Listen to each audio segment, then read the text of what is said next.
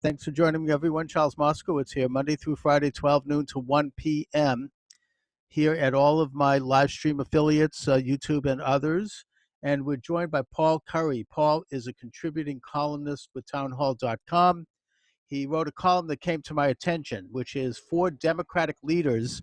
It wasn't about COVID-19 then, and it's not about BLM now. Paul, thanks for joining me today. Great. Thanks for having me.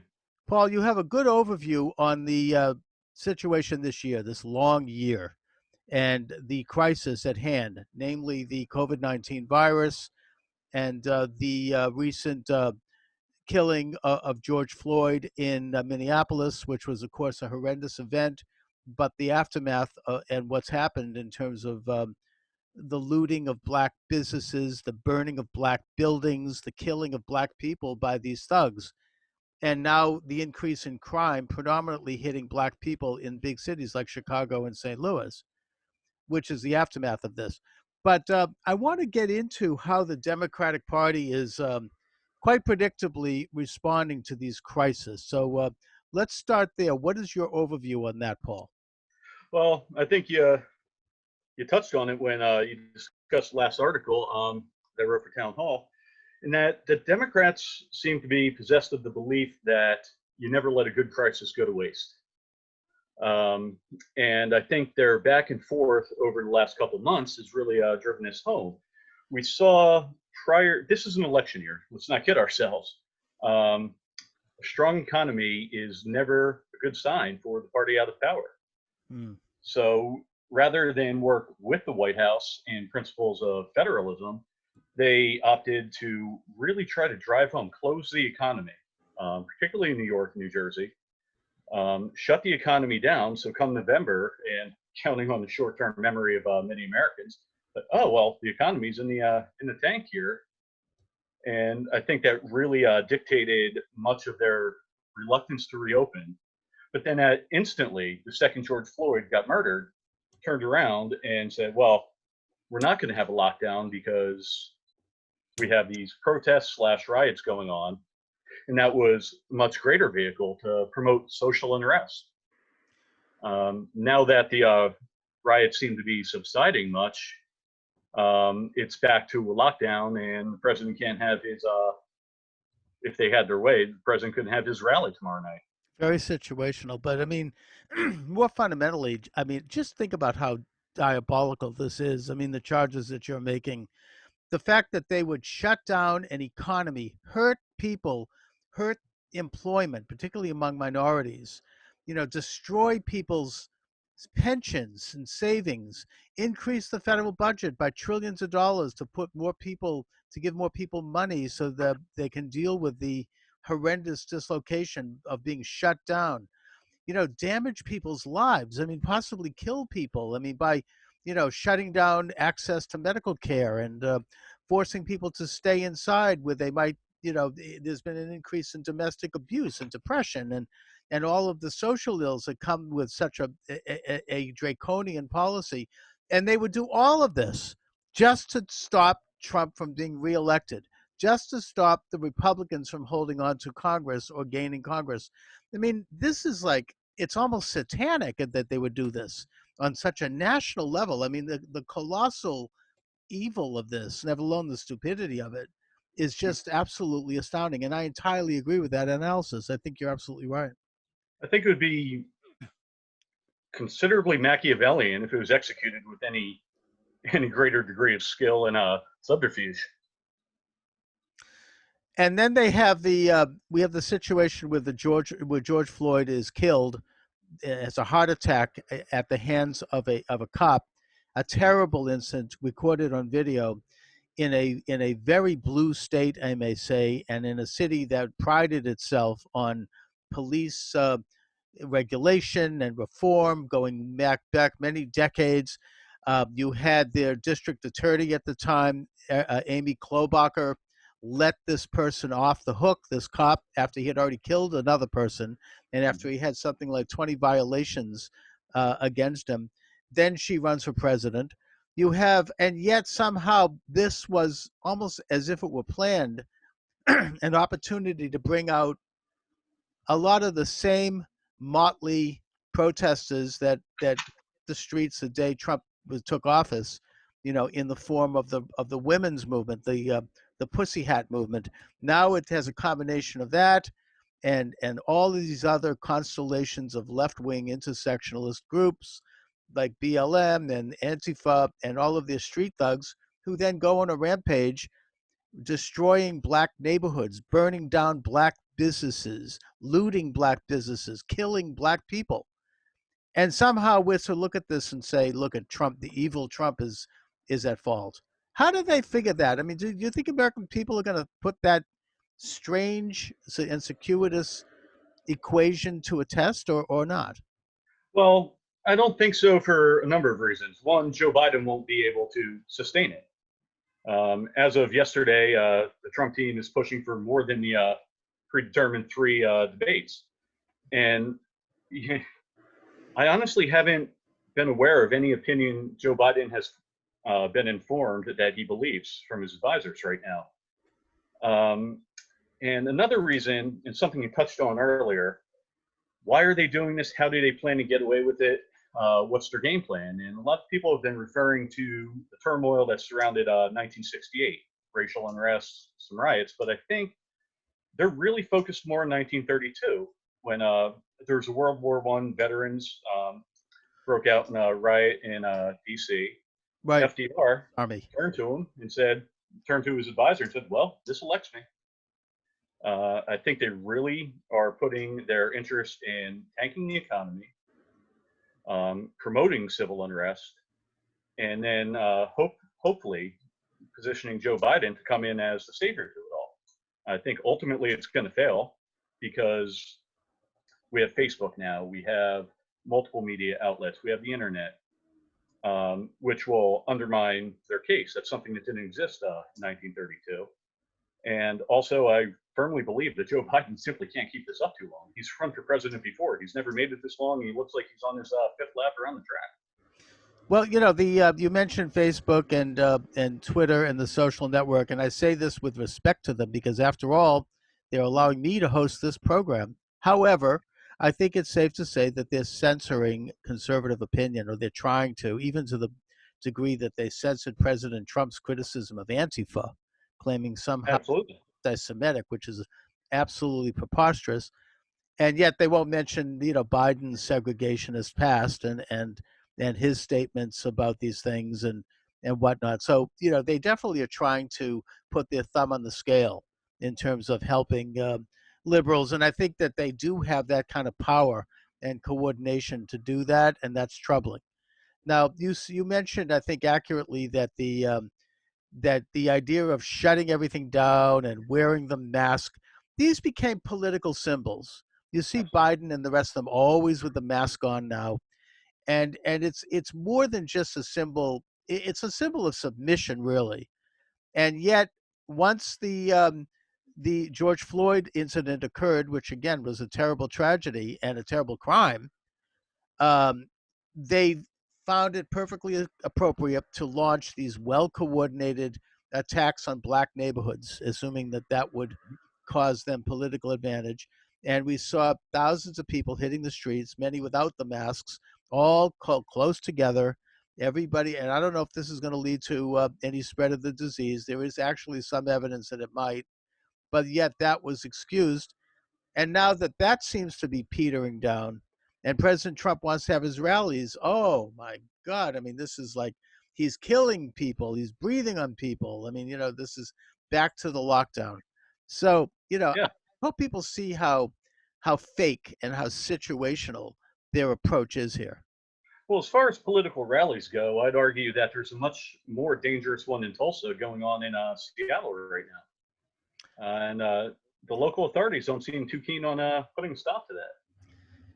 No, and I think that in fact, they don't even admit that Antifa exists, and they're basically calling it nothing but a street fair. And there's some very troubling elements to that occupation.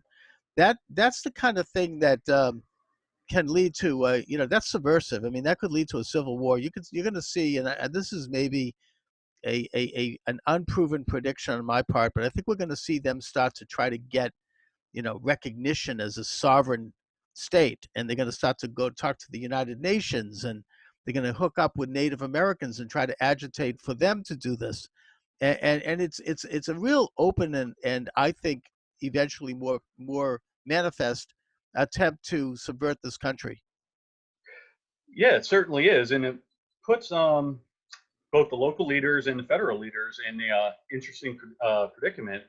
How does Seattle, their mayor out there, continue to justify this, allow it to go on, yet somehow blame the division on Trump and Washington? But then the president at the same time is in a terrible predicament, similar to Lincoln in the Civil War, not nearly in magnitude, that um, were he to exercise federal authority to move in, that would have to somewhat be acquiescing to the principle that he takes them seriously.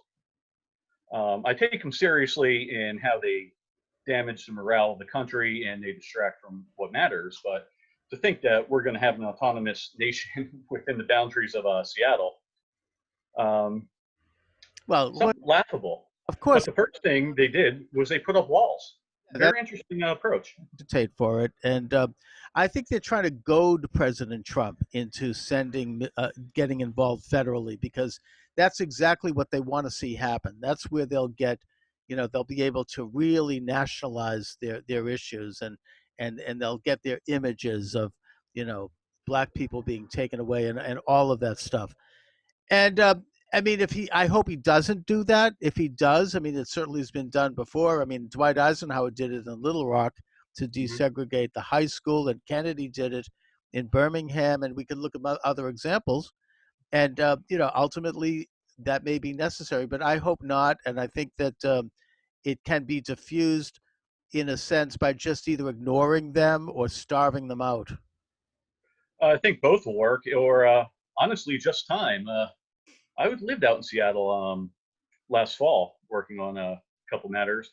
And in about 3 months, the cold and the rain is really going to start to come down. And I Right. think that'll take care of it right there. We saw this a decade ago with Occupy. That's right. Um, They all kind of got tired. I mean, these in that case, it was a lot of college pension kids. And who knows? I don't know who's populating this one. But getting on to the election right now, when I look at the Drudge Report, which has become very depressing, I don't know what's happened to the Drudge Report.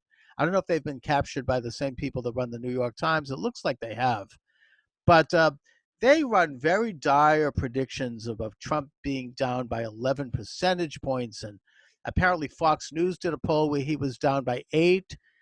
I mean, this, I on one hand, I don't think so. I think they said the same thing about Hillary Clinton, that she mhm. was that much. But at the same time, it does make you wonder. I mean, it makes you nervous. What say you, Paul?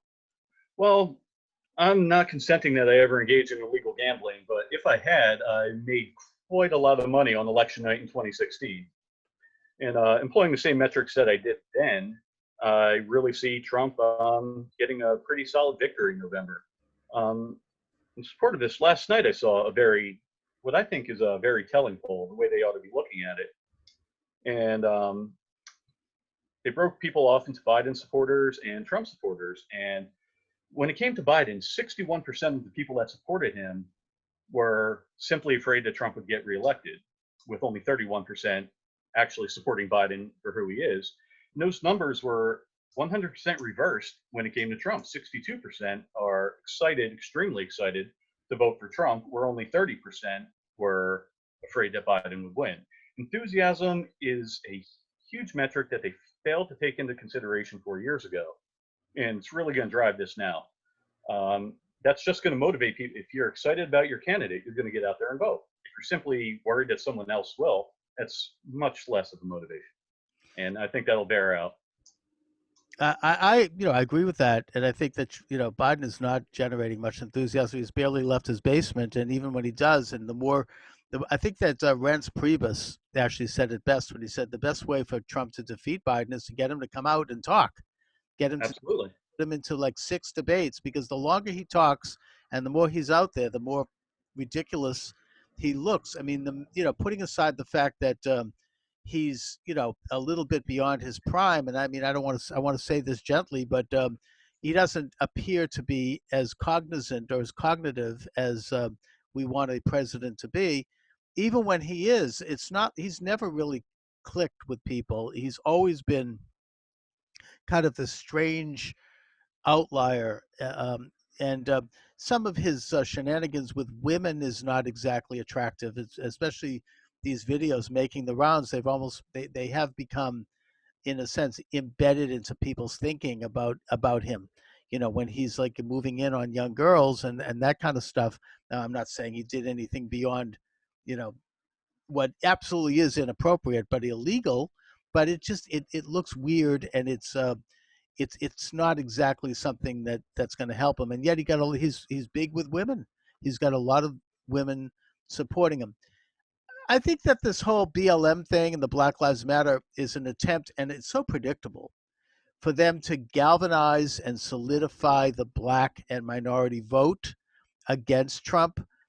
And I don't think that's going to work as well as they thought. It certainly will work to a degree, but I actually think that President Trump is going to peel away a few percentage points on the black community, and that's all he needs.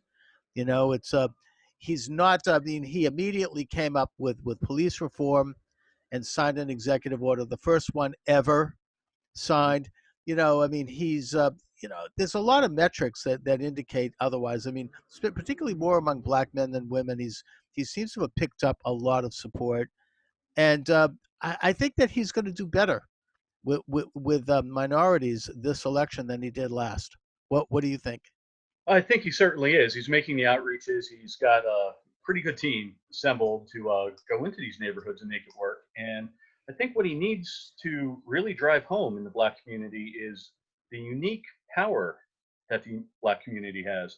If you think about it, and if you look at the numbers, a 10% shift, black voters typically, historically, for the last 50 years, have been supporters of the Democrats.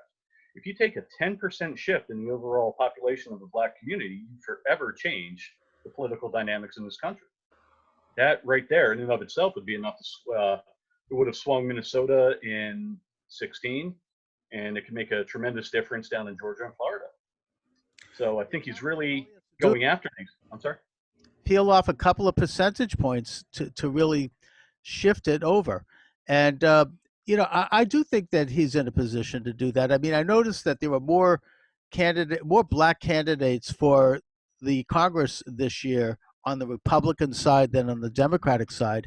I'd like to see the Republican National Committee and the Republican Campaign Committee support them a bit more. They haven't done that, and that's a shame. That's a lost opportunity. But can you imagine how interesting and exciting it would be to see, all of these, black candidates, many of whom are veterans and even first-time office, would-be first-time office holders, win their elections and enter Congress? I mean, that would be a major, if not seismic, shift in this community, and that's the thing that I think the liberal Democrats fear most. Yeah, and I think a lot of black voters coming out for not only coming out for Republicans, but to be the candidate for the Republicans would take the us against them strategy the Democrats have been employing for the last 40 years. It would take the us against them strategy away from them and make them actually have to stand on substantive issues. What have you done for the black community? What have you done for the American community? And if they don't have the Saul Alinsky divide, conquer, and save philosophy, they really don't have a lot to play with. Not in this country. All they do, I mean, they've offered the black community two things historically: abortion and welfare, both of which are very negative and destructive. And now all they offer is microaggression. I mean, they look under the microscope at anyone who doesn't, is genuflect to the left, and they say, oh, let's see, in 1953, you were seen in a hotel with Strom Thurmond. You are a racist. I mean, this kind of real nasty attacks on people's integrity and destroying people based on, like they might have imagined something racist in 1982. I don't think that's going to work. I don't think that flies with most Americans. I think they see that for what it is, which is a form of tyranny. Yeah, and we're not talking, when I say this, I'm not talking about 1950. I'm talking about 2010, just 10 years ago, I believe, that Joe Biden sat out there in public and eulogized Robert Byrd, former leader of the KKK. Yeah. If Donald Trump was in the same state as Robert Byrd, that'd be tattooed to him for the rest of the campaign. He wasn't just a leader of the KKK, he was a Kliegel. In other words, he actually went out and recruited people into the KKK. And he was Hillary Clinton's mentor. He was a big Democrat right up until the day he died, and he was in Congress. I think he died in the 90s. And, yeah, I mean, but the thing is, we're not going to get that paid attention to. And Mm-hmm. I mean, I think that President Trump does a brilliant job of doing an end run around this with his Twitter account. I mean, I'm just hoping that they don't completely censor that. Yeah. Um, but Well, I think more attention has to be drawn to the fact that Joe Biden, this is a guy who just 3 weeks ago questioned the racial heritage of any black man who dares not vote for him, but never occurred to him to question Elizabeth Warren's. I think that's something that really needs to be examined more. Oh, to me, that's one of these moments of education about what, generally speaking, the left view, how they view race. Anybody that doesn't genuflect to their view is somehow not really black if you're black, or racist if you're not black. And it's such an ignorant and actually genuinely racist view of people that I think we need to really drive that home. Not to mention the fact that Biden has a history as a segregationist. That's how he ran for the Senate, from a southern state, I may say, or border state, that being Delaware. And that even recently, he'd never heard of Juneteenth. I mean, he's not, I mean, I don't know where he's going to get, he'll certainly obviously get the black establishment, just like he's going to get the Jewish establishment. And I'm saying, speaking here as a Jew, I mean, they'll vote for they're yellow dog Democrats. They'll vote for the yellow dog if it's a Democrat. They're just establishment, institutional thinkers. But Yeah, I think that could go ahead. off a few points, then we can see major change, and I think Trump will do that. And I think that also that circles back to the enthusiasm. There's really nothing about Joe Biden that's inspiring people other than an establishment candidate. This is the alternative to Trump. There's nothing in and of itself good about Joe Biden in the voters' eyes, and that's really going to come into play, I think, in 4 months now. No, I think you're right, but I think it's going to be ugly, and it's going to be a very bumpy 4 months. Who knows what they're going to pull next? They've already pulled the race card. They've already pulled, the pandemic. Who? I mean, I don't know how. I mean, how further low? How much lower can they go? I mean, what do you think is going to happen? I think there is no bomb that they won't throw as November comes closer and closer. Uh, Biden might, find himself in a Mondale Reagan '84 situation where Reagan said he wouldn't exploit his opponent's youth and inexperience. Um, but what what Mondale and the media was trying to drive at was Reagan was too old. And once you turn that around and point it at Joe Biden and say, wait a minute, not only has the guy lost his fastball, he might never have had one to begin with. Mm-hmm. And where he sits right now was interesting in the last 50 years of American presidential politics, anyway. He is essentially a my turn candidate. Um, and my turn candidates become that way because multiple times in the past they ran through their own party's nomination and didn't get it. Hillary Clinton couldn't inspire anybody in 2008, but it came 2016 and it was her turn. Republicans had the same problem with Bob Dole. Democrats with Al Gore. Walter Mondale in '84, a my turn candidate. Apart from Bush 41, he is really the only my turn candidate in the last 50 years that got the presidency. No, I think that's a good point. I mean, don't forget, Biden's been in office since 1976. We're talking, 50 years almost. I mean, it's isn't done a damn thing. He's, just cruised along. And it does have a look like that. You mentioned Reagan versus Mondale. I think it might look more like Nixon versus McGovern if the left takes over the Democrat Party, and you have the Squad and AOC wanting to defund police, and big Green Deal, and all of this. It could be a generational thing. I mean, the Nixon McGovern election resulted in Republicans controlling the government right up through till Reagan, and I mean right up through till to Clinton. And Clinton was a pretty conservative Democrat too. Yeah. That's what I think we could be looking at. Although I hate to think, they might pull an impeachment card like with Nixon. I don't know, but that wouldn't at all surprise me. But if I think that if the Republicans take back the House, and that would be incredible, and I think it is possible, then that will be over also. Yeah, and ever since February, impeachment doesn't really matter anymore. Of course, it matters if you're successful, but for Andrew Johnson and the threat under Richard Nixon, it was a really bad stain. It was a scarlet letter, Yeah. and now it's almost an accepted badge of honor, I would think. Well, I mean, they cheapened it to the degree that, I mean, it became so obviously political and nothing. It was just like it was almost a parliamentarian thing. I mean, it didn't even, it just, people were just glad it was over with, and they cheapened actually the significance of it, which is it's kind of a compromise of our constitutional exercise. Anyway, Paul, but what are you working on now? Right now, I'm working on a book, tentatively entitled "To Save the Union: Return to Federalism." Wonderful. I started working on it about a year ago, and then I was about to wrap up right around January when I said to myself, "Wow, there'd be great if there was something of current significance to lay into this." Well, Boy, COVID and Seattle seem to really come rushing in. well, let's stay in touch and let me know how the book is going. We should do some more programming. And your column, meanwhile, is carried by townhall.com. Yes. Paul, I want to thank you very much for joining me today. Great. Thank you for having me.